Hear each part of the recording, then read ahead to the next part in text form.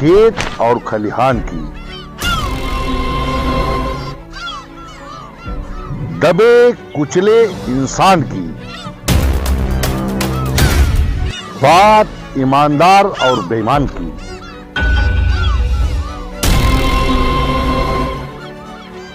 बात झोपड़ी और मकान की, माटी की सोंधी महक, लहराता आंचल, वो आंचल जिसकी छांव में पलती है दुनिया। यही तो है मेरी माटी, मेरी मां।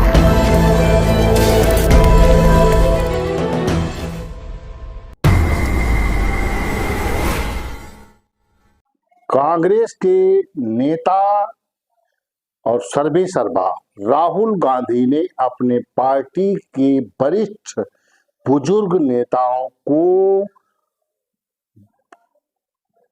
वो लंगड़ा घोड़ा बता दिया।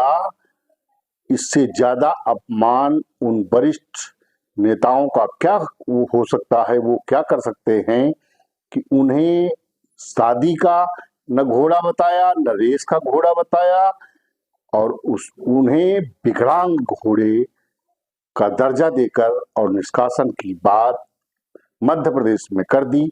इससे शर्मनाक किसी भी राजनीतिक दल और समाज और संस्कृति, भारतीय संस्कृति संस्कारों के लिए इससे बड़ा दुर्भाग्य का विषय कुछ नहीं हो सकता। दर्शकों, आप देख रहे हैं प्रम्य भारत का खास शो मेरी माटी मेरी मां। आज मेरी माटी मेरी मां का एपिसोड मैं राहुल गांधी के उस बयान को लेकर बना रहा हूं कि जिसमें मध्य प्रदेश में कांग्रेस के नेता राहुल गांधी ने अपने एक समारोह में कार्यकर्ताओं और नेताओं को डिफाइन करते हुए कहा कि एक वो घोड़ा होता है जो बारात का होता है, एक वो घोड़ा होता है जो रेस का होता है, और तीसरा घोड़ा वो होता है जो विकलांग होता है। यानी उन्होंने समझाकर भी कह दिया, यानी बुजुर्ग नेता जो हैं वो विकलांग घोड़ा हैं, अब उनका निष्कासन किया जा सकता है।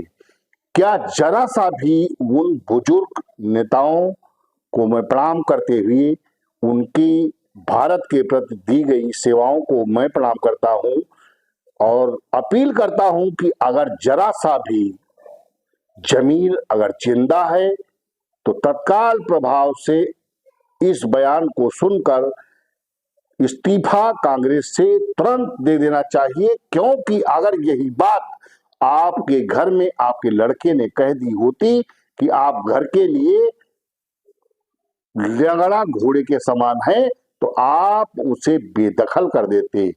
लेकिन आप अब देखना ये होगा कि इस बयान के बाद कितने कांग्रेस के वो नेता हैं जो जिनमें जमीर बाकी है।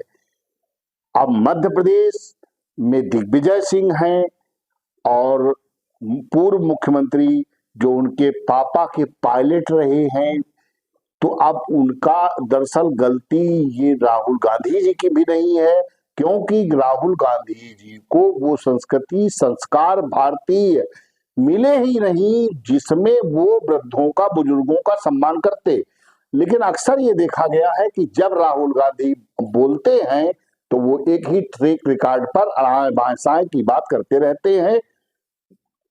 सौभाग्य है कि ऐसे व्यक्ति को भारत की सत्ता की बागडोर जनता हाथों में नहीं सौंप रही है, इसीलिए क्योंकि जानती है कि ये व्यक्ति न जाने क्या बोल देगा और क्या कह देगा। अब बताओ, क्या ऐसा अपमान उन बुजुर्ग नेताओं का कांग्रेस में होना चाहिए जिन्होंने अपना पूरा जीवन समर्पित कर दिया कांग्रेस को, उस कांग्रेस को दे दिया, और कांग्रेस से जो भी उन्होंने अर्जित किया हो वो अलग बात है, राष्ट्र को दिया, समाज को दिया।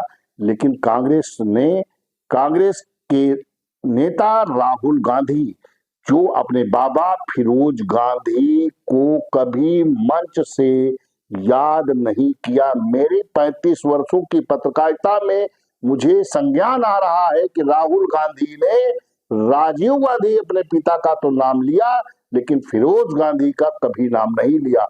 मैं फिरोज गांधी को कोटि कोटि नमन करता हूं, क्योंकि वो अब मेरी इंदिरा गांधी वो एक तरीके से बुआ थी मेरी, क्योंकि दादी तो नहीं हो सकती, बुआ थी, भारत की बेटी थी, आयरन लेडी उनको कहा जाता है, उनके पति थे, तो मैं तो उन्हें अपना फूफा मानता हूं।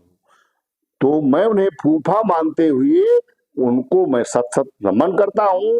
और दुर्भाग्य इस देश का यह है कि राहुल गांधी जैसे जो भारतीय संस्कृति संस्कार कहीं छू तक नहीं गए उनमें, लेकिन वो भारत की सत्ता पर आसीन होना चाहते हैं और बुजुर्गों का ऐसा सम्मान नहीं करना जानते। राहुल गांधी को पहले तो अगली जनसभा में अपने बाबा फिरोज गांधी को सत सत नमन करना चाहिए और उन्हें आदर देना चाहिए। ये अगर आदर उन्होंने दिया होता तो अपने पार्टी के वृद्ध नेताओं को बूढ़ा लगड़ा घोड़ा, वृद्ध नेताओं को लगड़ा घोड़ा कहकर उन्हें निष्कासित किए जाने की बात नहीं कहते। अब प्रश्न ये उठता है कि क्या अभी उन वृद्ध नेताओं में जमीर जिंदा है? अगर जमीर जिंदा है तो इस्तीफे की लाइन लग जानी चाहिए, क्योंकि आपने देखा इन्हीं बयानों को, राहुल के इन्हीं बयानों को लेकर जितेंद्र प्रसाद, सिंधिया और विश्व शर्मा और उत्तर प्रदेश के नेता और संत प्रमोद कृष्ण जी ने इस्तीफा दे दिया। उनका जमीर जिंदा है, क्योंकि उन्होंने कहा कि ये सब मैं सुन नहीं सकता, मैं राष्ट्र के विरुद्ध बात नहीं कर सकता। उन्होंने इस्तीफा दे करके अपने कर्तव्य का निर्वहन किया। अब देखना ये होगा कि राहुल गांधी द्वारा मानित किए गए ये कांग्रेस के नेता कांग्रेस में ही रहकर अपमान झेलते हैं या सत्ता लोलुपता या धन की पिपासा को त्याग कर, पद को छोड़कर कांग्रेस से बाहर होते हैं। दर्शकों, आपने सुन लिया, आपने देख लिया कि क्या ये बयान भारतीय संस्कृति संस्कारों के हित में है। अगर यही बयान किसी गांव का व्यक्ति अपने बाबा या दादा से बोल दे तो आज भी बाबा दादा उसे बेदखल करने के लिए किसी पत्रकार के पास शपथ पत्र के साथ पहुंच जाएंगे।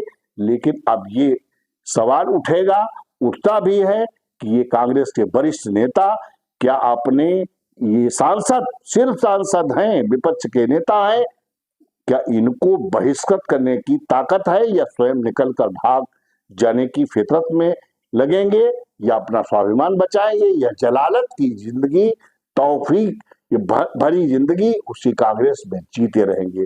दर्शकों, हम फिर मिलेंगे आपको नए एपिसोड के साथ। तब तक के लिए दीजिए मुझे इजाजत। जय हिंद, जय भारत, प्रणम्य भारत, प्रणाम।